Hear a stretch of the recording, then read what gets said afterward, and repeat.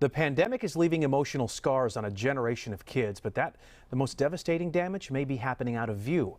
With little social interaction, Chester County leaders are worried about being able to spot cases of abuse. Our Kelly Rule reports.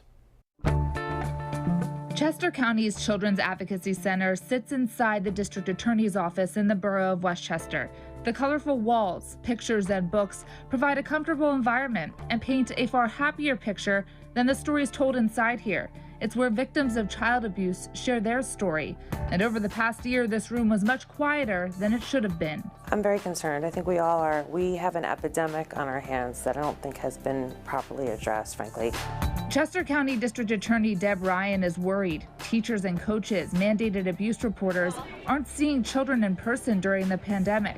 And Chester County reports to a state-run hotline for child abuse and neglect are down 42% over the past year. All the while, most people were home more and under stress. If that abuse is coming from the home, in that scenario, if they're exposed to the family more, that creates additional potential for abuse. Certainly, we've seen an escalation in domestic violence cases.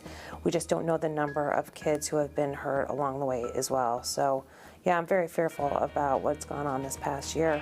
Reports of abuse and neglect are down, but other numbers are up. Internet crimes against children and child pornography have a projected increase by 40% in the county. But if they see an opportunity, they take an opportunity. For the most part. Some physical abuse of much younger kids are up.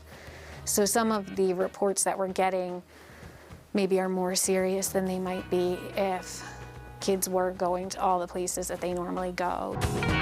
Chester County Deputy District Attorney Erin O'Brien says they are also seeing a sharp increase in cases related to Omegle, a free online website that connects users with complete strangers, and it started to gain popularity through TikTok. Seeing just a lot of kids connecting with strangers on the internet in a way that maybe we didn't a year ago, and younger kids who are spending more time on the internet and on tablets who are then connecting with these older people. I feel like as adults we kind of dropped the ball over the past year maybe. We have absolutely dropped the ball. We need to do better. And she's pushing a new training as a way to do that. It's called Stewards of Children, and it's a free 2-hour virtual workshop open to any adult. They hope to train 5% of Chester County by the end of this year. Charlotte Fabian is the county coordinator. And it's to teach adults how to prevent, recognize, and react responsibly to child sexual abuse. A lot of prevention is minimizing the risk, right? So minimizing the risk of exposure, one-on-one exposure with maybe adults you do know, adults you don't know. County leaders encourage any organization engaging with children to have a written code of conduct distributed to all parents and kids. The training also teaches adults when to push for more transparency.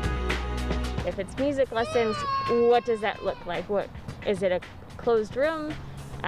Push for a room that has a door open or a window. If it's at the swimming pool, push for locker room situations where your child isn't alone.